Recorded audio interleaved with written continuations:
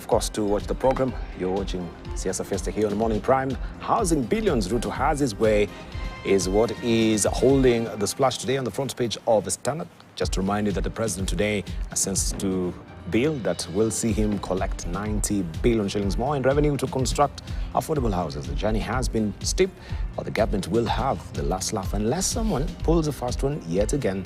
That story continues on page 6 of the Standard today.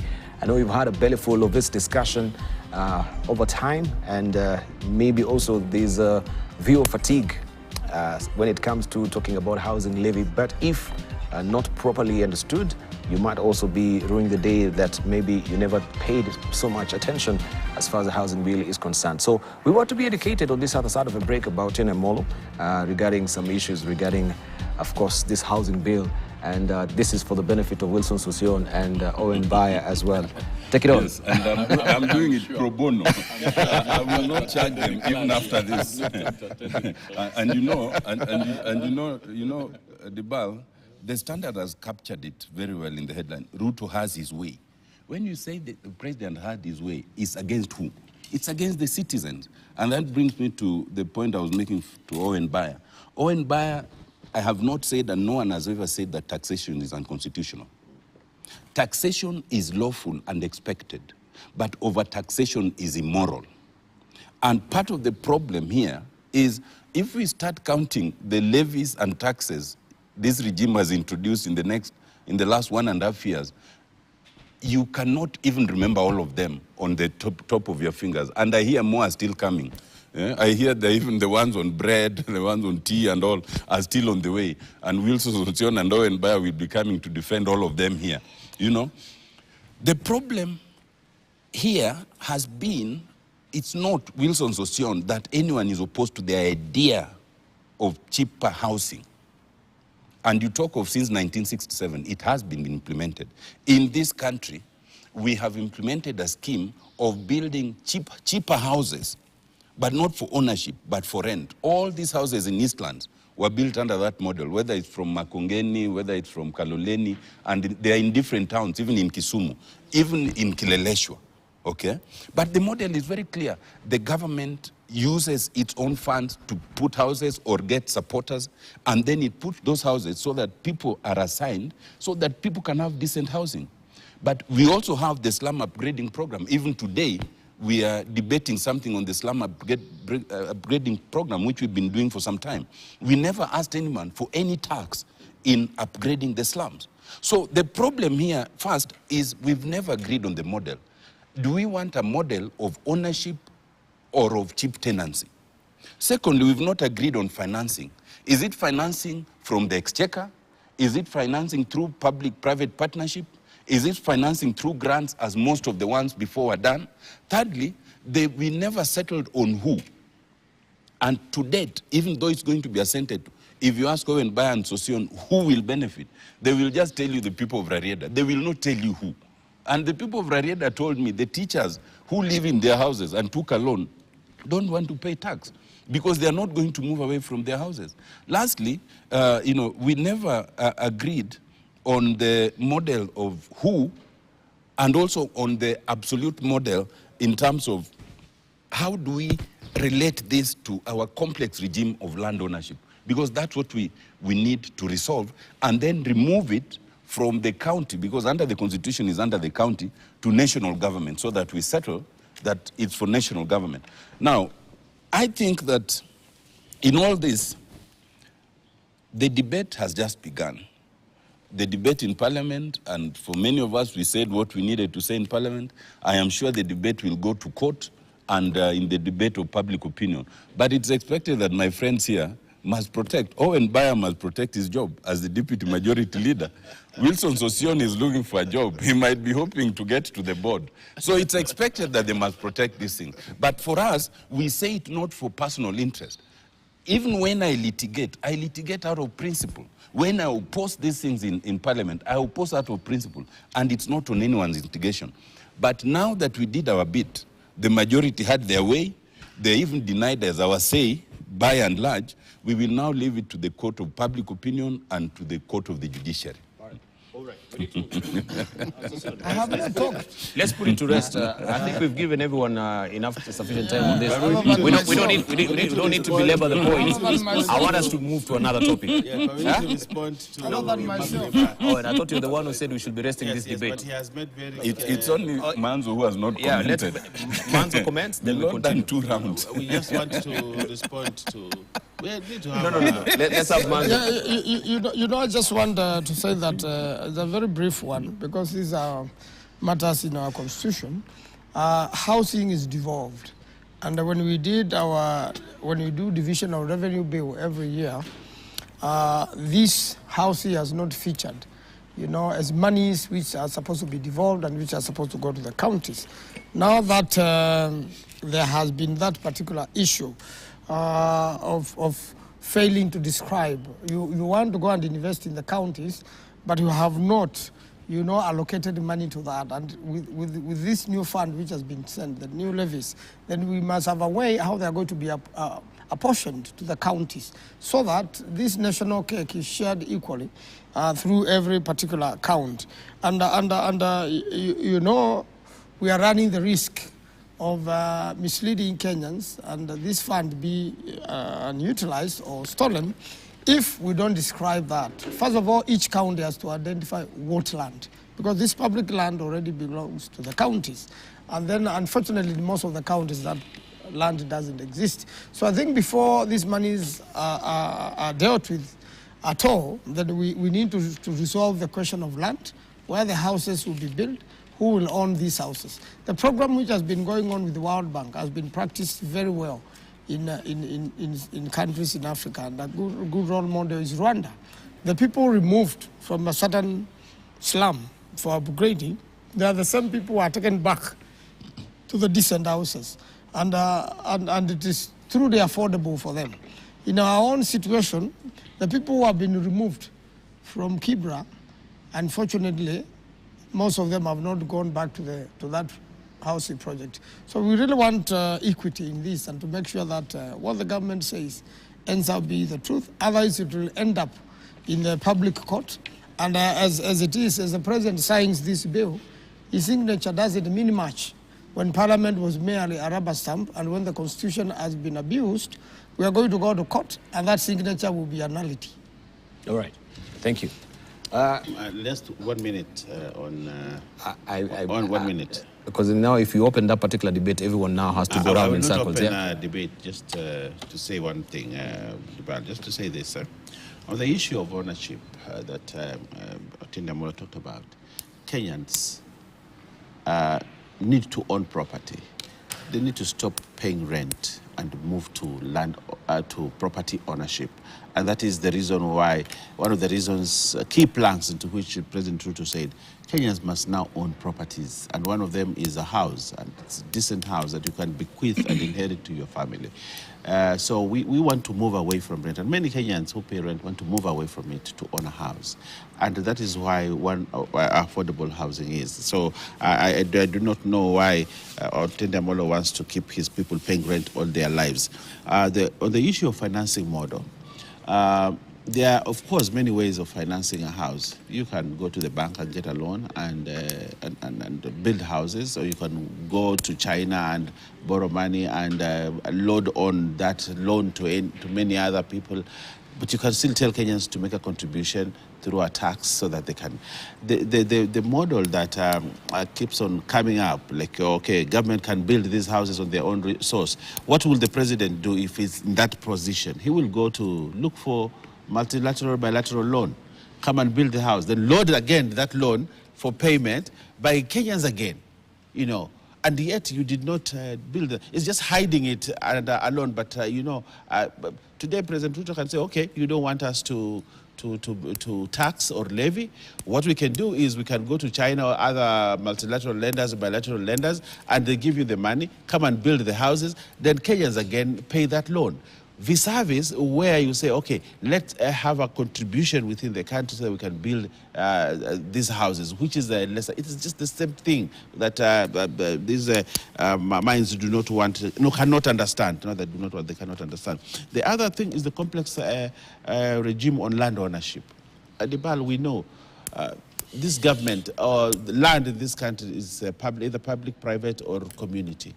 But public land moves to private, okay, by allocation or through a scheme or an adjudication section. So it is not something that seems so hard, such that Atene Molo will come here and tell us, lecture us on land ownership. It is not rocket science. If this land belongs to public, government has authority to give it out to private through an allocation scheme called either an adjudication section or a scheme or any other means. But that land can still go to private. So that is not something that we want to spend our time on, because the solution to that is available.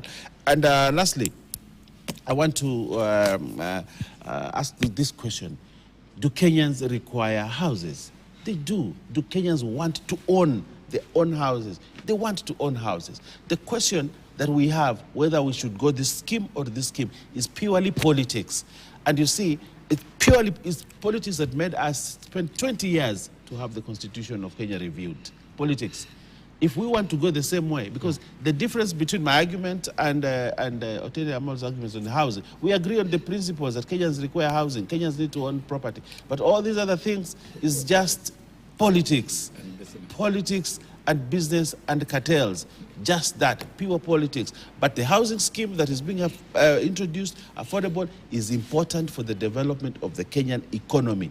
And when this economy becomes better, even those that are opposing it benefit from it. So I want to welcome them to join us in building houses. I want to go with the president to Rarieda to launch a house, to launch the houses. I want to go to Makueni with the president to launch the houses for the people of Ukambani. If they don't have land, this government will buy for them land and ensure that Maanzo's people have houses. So this debate, we can close this debate, but there's one principle that will stand.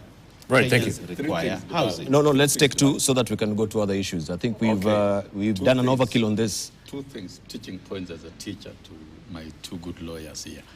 This housing model, number one, in terms of sustainable financing, it is through contribution, and it is going to be perpetual, and it's not going to stop today. It is not targeting even those who already have houses. There are young generation of emerging Kenyans who will require housing going into the future. So really, we must look at the interest of the young Kenyans who are coming into the active labor sector. They will need houses. So sustainability is through contribution, and that is based on the social solidarity philosophy. And that is how to make it succeed, not for today, but going into the future to many years. Number two, the model is not occupancy. It is ownership. You buy and you own. That is the principle of this housing. And that was voted for at the ballot by Kenyans, because this explanation was made to Kenyans. And then number three, the principle of equity. And so I will tell my good lawyer, Atienda Molo, you will now stop those mad houses and you begin supporting these affordable housing, which is more decent in Rarienda constituency and Dan Manzo in your constituency and in every constituency. Only because we must implement programs through the principle of equity. And it is constituency based. And then very finally, this housing program, if you look at the overall development agenda of Kenya Kwanza, is spurring and reigniting the manufacturing, the production sector of the economy. There will be a lot of movement of good. Manufacturing will be enhanced.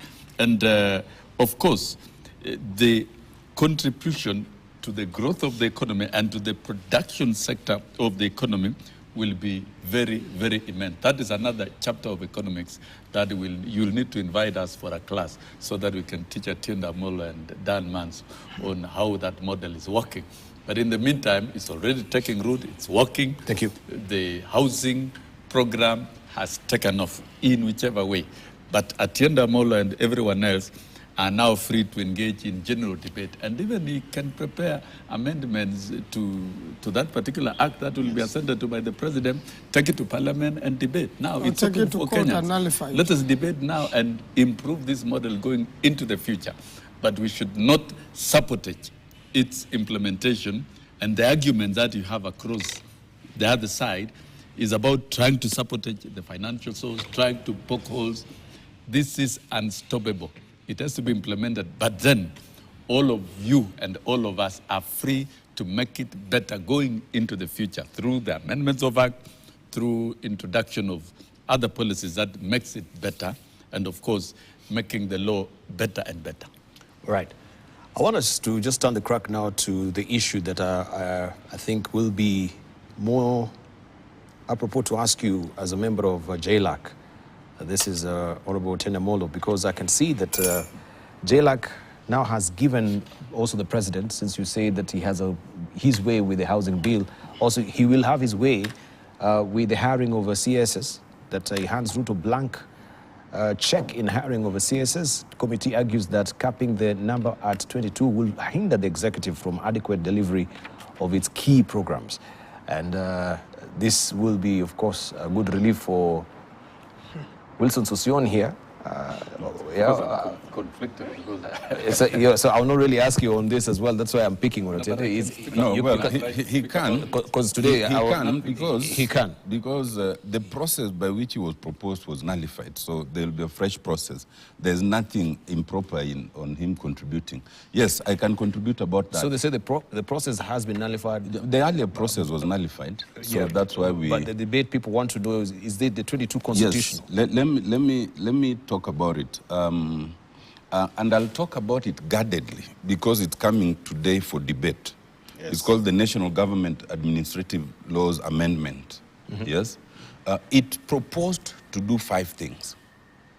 First, it proposed to introduce some office of National Security Advisor, who then would be the secretary to the National Security Council. And at the same time, proposed a committee of the National Security Council that would comprise almost 19 additional persons to those who are prescribed in the Constitution. Secondly, it proposed to remove the public seal from the Attorney General and hand it over to an office that was not clear on the face of the bill.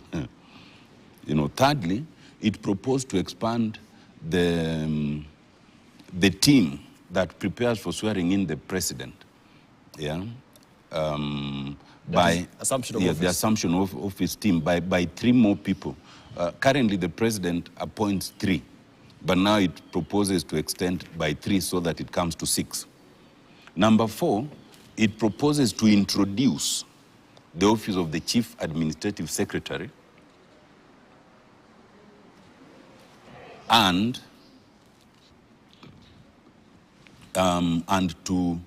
it was unclear whether it would be capped or not capped. At some point, the committee said you can introduce it, but you cap it to 22. Lastly, it introduces the office of the head of public service. Now, on the first 3 issues, we debated, and as a committee, we agreed there were bad amendments and should not be introduced. So we are unanimous. We are unanimous it would be unconstitutional to introduce the Office of National Security Advisor. We are unanimous you cannot introduce a subcommittee of a body where they're not members. You can only be a subcommittee if you're, part of the membership already. We agreed that the public seal cannot be removed from the Attorney General to some unknown office. And we agreed there was no problem because whoever is coming in as the president, if they want more representatives, there's nothing wrong in them having. So we agreed that it can be expanded from 3 to 5 to 6. On the other 2, the head of public service and the chief administrative secretary, while the committee agreed to recommend them, I disagreed. And I wrote my dissent, my minority opinion, and I was able to argue it last week. My first point was, when it comes to the question of chief administrative secretaries, the court already declared that position. In 14, we removed assistant ministers, and we allowed principal secretaries who are expected to mirror the number of ministers. Bringing CASs is actually bringing assistant ministers by a different name. Thirdly, is the cost, and I was able to demonstrate. The cost of one chief administrative secretary per month, in my calculation, and I based it on the previous one, comes to about 2 million shillings, if you include everything, including the driver, the vehicle, the bodyguard, everything, about 2 million, including the driver, the vehicle, the bodyguard, everything, about 2 million shillings. At a time that doctors are on strike because you cannot post an intern whose basic salary, basic income per month is 43,000. You know, a single CAS would employ 47 interns. If then you get to 50, you are talking of 2,350 or thereabout. If you don't cap it and they get to 100, you are almost talking of 5,000 interns, okay? So I was arguing that we should be prudent in terms of focus. We should spend our money wisely and not create offices that are necessary. I also argued that there is no role that they're being given. There is no new role. Even the previous ones who were appointed by Uhuru Kenyatta, there's nothing they ever did that the CS could not do, that the PS could not do. And there's nothing these ones would do. But now, the committee even worsened it. While in the initial meeting, the committee had put a cap at 22, the committee then now met and removed that cap. So in theory, if it passes, President William Ruto can appoint 200 chief administrative secretaries, if he so wishes. And especially because these seats are usually about buying politicians who did not make it in the last elections, there will be no shortage of candidates. And I am quite sure that, my brother Wilson Sosion was lucky, but his process was nullified. But now that there's no cap, he should have no problem getting back there. And at a cost to the taxpayers. Then I argued the head of public service is not one that should be introduced here. Because you remember, we used to have somebody called the chief secretary, a very powerful position. And people knew the chief secretary even if they didn't know the ministers. You know, you remember Nyachae's time, I think there was Muridi, Karedi. They were very powerful people, you know. So Kenyans decided to reduce, to disintegrate that office of chief secretary into two. First, for purposes of cabinet, we created the secretary to the cabinet, who has defined constitutional powers and who cannot go outside the constitution, and who is clearly answerable to the cabinet, cannot be the boss of cabinet or the president or anybody, but is a secretary and answerable. Then outside of the executive, we created the Public Service Commission to now deal with the permanent public officers who don't have to deal with politics every day, you know, so that we remove the political office from the non-political. Introducing the head of public service is to conflate those two again, to try and undermine the Public Service Commission, to undermine the office of secretary to the cabinet, and then create an office that is half political, half permanent. And I thought that is dangerous. It's taking us back to pre-2010. And so I was opposed to all that. But as it were anyway, thank you. I gave my arguments. The arguments are continuing. I have no doubt that Owen Bayer and his team by today, and mark my words, it is listed for debate today. By last week, there were only about 3 or 4 people who spoke to it. I am quite sure today they will not allow any more than 10 people to speak. And then they'll say, put the question, understanding order 95. And once they put the question, I am predicting. Because that's how that usually goes. And Owen Bayer leads the pack, so he knows. And that will be the end. So all these things, you can say whatever you say, but right, they will have their way, even with that one. Owen Bayer, it appears to me this is becoming a bit murkier from even what the court had ordered from declaring it unconstitutional. The 50 seats, as it were. Now you have a whole wiggle room for the president to swing his cart, as it is. What is the motive behind this? Let me answer. That is the question we should be asking. What is the motive behind this? If also you're removing the 22 that was there. You know, when Otiende Amolo cannot have his way in Parliament, he comes to, for lack of argument, proper argument, strong argument, he comes to a TV station and says, we will have our way. You know, I would like to be convinced by him. And, you know, I'm a Democrat and I listen and sometimes I see sense in what he says, but most of the time he is more political than factual, and that is where he loses his argument. But I want to say this, that you see, one, has this country had a head of public service? Yes, it has. Has it been an office that this country requires, the head of public service? He was there during Moi's time, he was there during Kibaki's time, he was there during Uhuru's time. He has been here. The problem is that, has it been anchored properly in law? No, it has not. So what does this new law want? It wants to anchor the head of public service properly in law.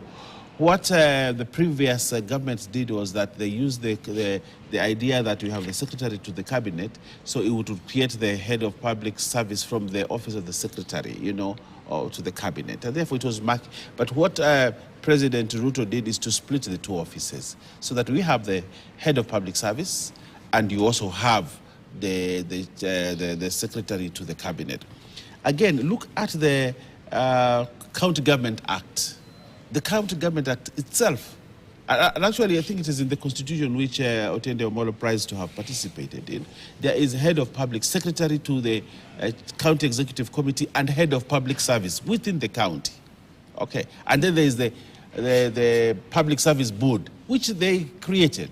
Okay, but now we are saying that model at the county is working. Why don't we actually bring it to the national government, so that we have the secretary to the cabinet do the work and is responsible to the cabinet and only works on cabinet issues? But then we need, this public service in this country requires a head, you know, somebody who implements what the Public Service Commission says. Okay, therefore we are creating the office of the head of public service. That is one of the amendments in that law. That is one. And I think because this office has existed, we need to now give a statute to that office, so that the occupant of that law does not operate outside law. It is not at the behest of the president, that it is actually in law, and therefore we are not doing a new thing. We are only giving legal backing to the office of the head of public service. So I do not see the opposition that, the sense in the opposition that Otiende Omolo is bringing into the office of the head of public service. It's a requirement. Even if his guy had won presidency today, there would be a head of public service. You know, so these other things are just politics, but we need that office. Secondly, on the issue of the CASs, did the court declare it unconstitutional? Or did the court say that, you see, appointing 50, and actually told the president he can appoint the 23, you know, and not 50? You know, there was that ruling also. And is it unconstitutional? Did Uhuru violate the Constitution when he appointed 50-something CASs? Did Otiende Omolo raise his finger? When he appointed the 23? No, Uhuru appointed more than 23. The first batch. You know, there's a first batch. Oh, the first batch. Okay. There's a first batch of CASs which he appointed, and there's another batch of younger people. I think younger, the 20-something, which he appointed. After the handshake? Yes, after the handshake, including Osiani, including people from his backyard, you know, from his party that were co-opted. Did Otiende Omolo raise up to say, you know, this is unconstitutional? I didn't see him, I served with him in the 12th Parliament. I didn't see him challenge that. Neither did he go to court to challenge that. Are CASs necessary in this government? Yes, they are. You see, the 22 this 22 or 21 CSs that are there are overwhelmed when it comes to work.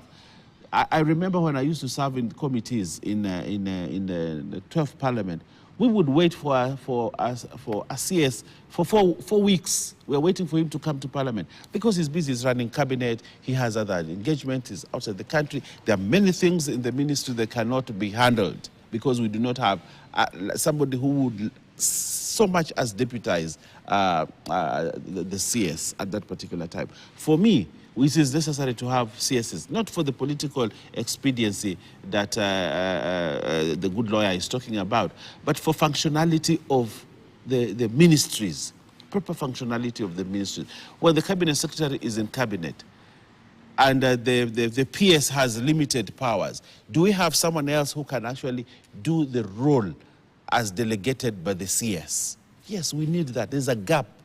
There is a gap. And although we pride ourselves in the Constitution of Kenya 2010, yes, in other countries where we have models like Kenya, do we have deputy ministers? Do we have assistant ministers? Do we have a structure that requires that the CS should have a CS? In fact, it is one of the things probably when we are amending this Constitution 2010, is we need to look at that. We were over-ambitious to say we just want one person, a CS, and we limited the number. But state departments now are not like the state ministries now, are not like the ministries of 2010. They're not like that. We have a ministry that has many state departments within it. You have PSs that work. But between the PS and the CS, is there a gap? I have worked in government, I've worked in parliament. I know there is a gap, and that gap needs to be filled. I want, if you allow me to finish on the issues. Let me hear from, because of time. You know, today we are winding up a bit early because of the fact there were 4 issues that were flagged out, if you allow me. Okay, I'll give you a chance. Let's hear from Sosion. We'll come to you and Dan Manzo as well. I wanted to speak of the assumption of office. Yes, we will talk about it. Okay. We will talk about it. Thank you. Sosion, I know you can also weigh in on this as well because of course, you're affected by this. And even I'm not affected. I'm speaking about it as a Kenyan and in my own right,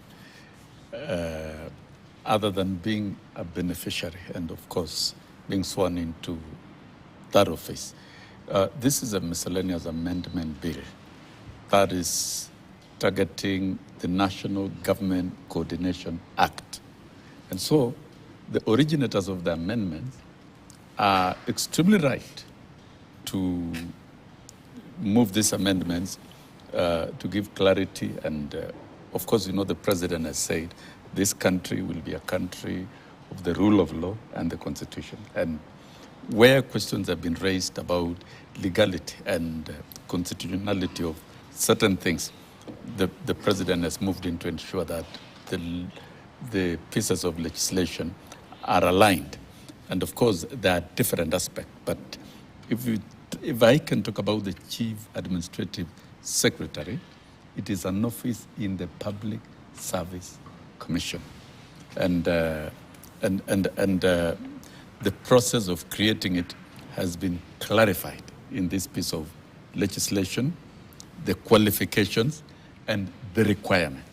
And I think in all fairness, it does make a lot of sense. Kenyan governance system at the ministerial and the State Department level is so complex that you need more coordinated leadership than anything else. So if we become myopic and cheap to look at the cost, and say, yes, the cost of sustaining an officer is this much, you must also look at the return, the value that Kenyans are getting through efficiency of leadership in and operations of those particular ministries. And by the way, we are not talking about a new office. We are talking about an office that existed fully for 5 years in the last regime, and it was even strengthened with more personnel during the handshake regime, which Atenda Molo, of course, knows. We were all together in that in that space. So when in the Kenya Kwanza administration, it is being done in a legal manner, it's being organized, the job description is being made more specific, the qualification, so that it's not just appointing anybody for the sake of appointing. To me, I think let the piece of legislation go through the process. I am not a member of the 13th Parliament. They are. Go debate in the House, process it, and it has gone through public participation. It has gone through due process. So there is nothing wrong about it. And Utenda Molo, of course, trying to predict how they are going to be defeated. Of course, this is an open political space. You can have your say, but let others have their way. And this about competitive and democratic processes. So I don't think I can say much about this. Let the process of parliament. I know after the question is put, it will go to the committee of the whole House, where you can propose amendments, and it is voted clause by clause before it goes to the third reading. So those are parliamentary processes that produces an act. They are very rigorous, rigid steps. The only thing you must accept is to lose. And so, like Otenda Molo, you can have your views, but when you lose, it's okay. It's democratic, and that is part of the process of legislation in Parliament. Tyranny. So, All right. so it's not tyranny. It is the tyranny power of numbers. We call it, where it comes from, power of numbers. Then In that's the what- labor movement, that's where tyranny power comes of from. numbers counts, and the power of numbers Anyway, has right. ideas. Let's hear from, and so those ideas win. So if it does win, that is it. You see the- Dan Mazo? yes, And I'm looking the forward to mischief be in this. properly confirmed as a CS. The mischief in this wonder. is a twist through the Public Service Commission. Indeed, I wanted just you to get the clarity there. What is happening with the Public Service Commission? Is it now to sanitize the whole Public process? Service Commission has its own act and its own system. And if you look at what is in the Constitution, we have a cabinet secretary, we have a permanent secretary, and below the permanent secretary, there are directorates. So in the event, a CS is not available, the permanent secretary covers the CS very well. So the CS and all these other creations is just a way of, going around the Constitution and amounts to abuse of the Constitution eventually. There's no, the CAS cannot substantively replace the CS, and the CAS pretends also to do some of the duties of the principal secretary, and therefore it is actually an abuse of the Constitution. It's unnecessary, and goes against the whole principle of a lean cabinet and an effective civil service. So this is just going to be crowded by an extra expense to the taxpayer, and if any one of CAS was to be hired, then they should be properly hired at a public service commission in the event there is an administrative gap out of the directors, because all these directors are administrative, the ones under the principal secretary, and the principal secretary's work is also administrative. So what is this other administrative work going to be done? The truth of the matter, and I'm sorry to my friend who is interested. Go back to Article 132, the President can, through the Public Service Commission. Yeah. And that's what I'm saying. So don't Public mislead. Service Commission So don't has to mislead. do its work under its act, but it should not be forced to create a vacancy which is totally unnecessary or political. Let me say that it's political and it's totally unnecessary. It is a burden to the Kenyans. It's a way of dealing with the politics and appeasing a few people here and there who failed in politics. I believe they can be accommodated through Public Service Commission strictly if there is any job to be applied for there, and they can be hired to retirement. But most of these so-called CSs are people who have already gone beyond retirement age. They have already served the nation. They have retired. Most of them are failed politicians. The people who rejected them.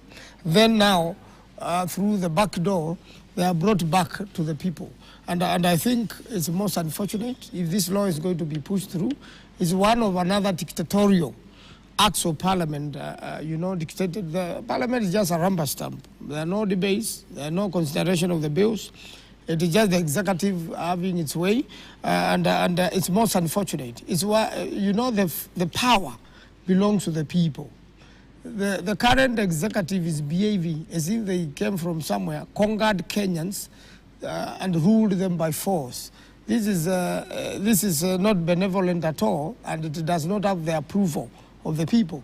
And therefore, the people should now make their decisions when it comes to the next election and send away these dictatorial tendencies and uphold the Constitution as it is for now. Because the people of Kenya have not come back again on a referendum and amended the law to accommodate CASs. This is, even if this act goes through, it's an unconstitutional act, and the judiciary really has to be firm on such acts. And I believe enough Kenyans will go to court to challenge this, and they will be successful. I want to know what is unconstitutional about that act? But let me explain to you. Yeah. It's a dictatorship. Just a moment. No, speak like a lawyer. It is the All right, Ruto just a moment. dictatorship. I wanted just to get clarity because Otieno, Unconstitutional for the benefit, because no. just a moment. We've had also this debate here, and I think also Danson Mungatana was raising the same issue. It's about the process which was declared unconstitutional. It's not about the offices which are unconstitutional, as it were. Yes. And then we have also the issue of Article 143 that is being raised, that gives the president that latitude to the executive. You have spoken of 132. 132, yeah. I'll come to it. Yes, this 132. If you are the crafters of this constitution and you envision that we are doing away with the seats of the assistant minister, the president has another loophole or a leeway within the same constitution to create whichever offices he wants. Well, first of all, there's a danger of talking of things you don't know, and I want Wilson Sossion not to go there, and even Owen Baya. But they keep going there. So Wilson Sossion takes us to 132, which cannot help him at all. Honorable Wilson Sossion, the 132 you are looking at is 132(2)F, which says, in accordance with this constitution, any other state or public office whom this constitution requires or empowers the president to appoint. That's the limit of the appointing powers of the president for the offices not stated.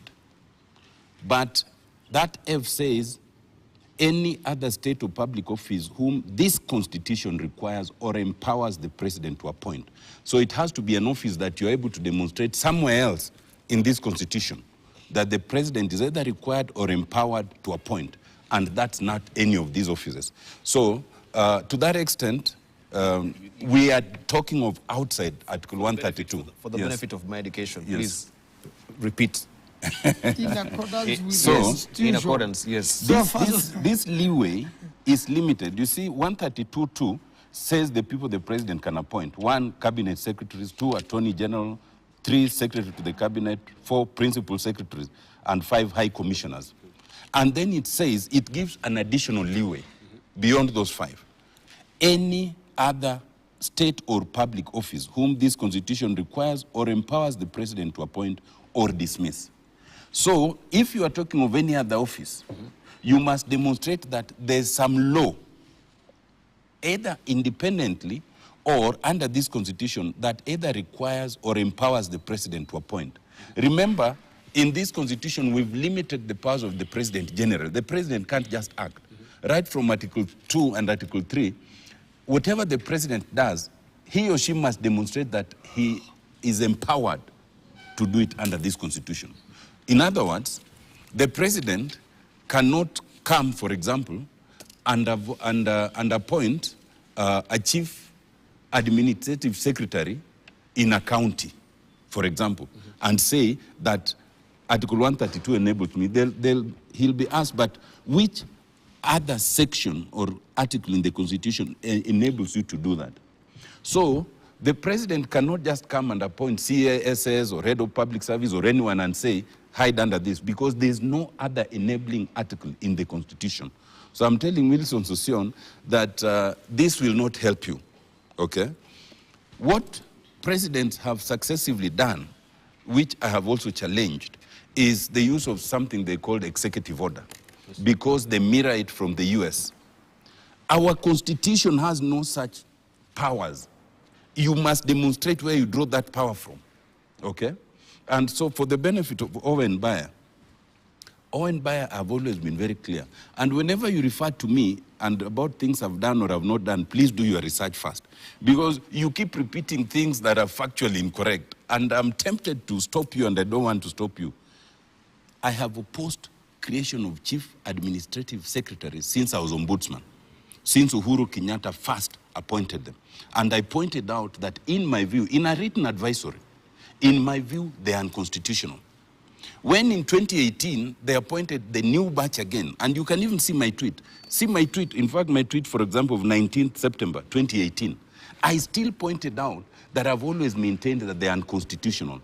And so I don't sway my view, my legal views, depending on which regime. I maintain them, okay? So do not just easily refer to me in that manner. when you talk of the ruling, by the decision by the court, and that's why I said sometimes I wish you, when I referred to the case, I just wish you went to that case, and I invite you to go to it. Look at case number E080 of 2023, where Justice Kimondo, Justice Ongudi, and Justice Visram made a decision. There are two cases I referred to, but I'll only limit to this. In the first case I referred to by Justice Mrima, he declared those seats unconstitutional, period. And I even say, I referred you, I'll forward you the video so that you see the exact wording. The reprieve that came was in this case of the 3-judge bench, 080. An appeal? No. Okay. Also Sure. A different bench of the High Court. Okay. But in this one, Justice Kimondo and Justice Visram declared the positions unconstitutional, but Justice Ongudi dissented. What was the extent of her dissent? She said that in her view, what was unconstitutional was the fact that President Ruto had appointed 50 CSs. But she finds that had they been restricted to 23, they'd have been constitutional, okay? So the majority decision maintains it as unconstitutional anyway. But if you wanted solace, then at the very least, you would go with this dissenting opinion and cap it. But now, in not capping it, the court is united that it is generally unconstitutional, you see? So you had posed the question, how is it unconstitutional? That's why it's unconstitutional. And the answer to the unconstitutionality lies in your own statement. You say that there are many countries where the position of assistant ministers is helpful. That is true. But in the wisdom of Kenyans, they decided they were no longer helpful. If you think they are now helpful, then don't come to parliament. Go to the people in a referendum and ask them, do you now want the introduction of assistant minister's position? That's what you should do. Include it in the NADCO report so that when we go on a referendum, we can test it. But because you do not have the courage to do that, you sneak behind and bring it to parliament. You see, when you read the constitution, Debal, you read the express wording of the constitution. But you also read the documents that came with the constitution, including the reports, to understand why was this so. If you read the wording of the report of Bomas, the report of the committee of experts, then you understand why we capped from CSs between 14 and 22, plus the AG 23, and why we removed assistant minister. Now, you can't have in this constitution an explanation on why there are no assistant ministers, because then you'll be introducing them. That one you must find in the report. So to say, because it's not unconstitutional, because it does not prohibit them, no. The removal of what was there earlier demonstrates why then returning it becomes unconstitutional without a referendum. That is how it goes. Let's take a short break. So if... Now, lastly, Debal, no, just lastly. The irony, and this is the tragedy, Owen Bayer started by saying the public service requires a head. That's what he said. That's the tragedy. Because in their understanding, they are introducing a head to the public service. The public service has a commission as a head, not an individual. Now, the tragedy of this amendment is you end up with a public service commission, then you still have the State Department in charge of public service, which has a CS, a PS, and now a CAS. Then again, you have the head of public service. Remember, on the other hand, you have secretary to the cabinet, you have the chief of staff of... It is just untidy and unnecessary. All right, we take a short break. So when we want to also get clarity, does it mean now when JLAC stuck with the 22, going with Murima's judgment, that will be constitutional? It would, going by Ongunde's dissent, it would have been arguable, because you'd have said at least one judge thinks so. But now you've even removed it from that one judge to the excessive. So all of them are united on the unconstitutionality. If you allow me, No, we need to take a short break. The music is up. We'll circle back with you. Right, time to take a short break. So we'll circle back with more on that particular debate that also will be on the floor of the House today. We take a short break.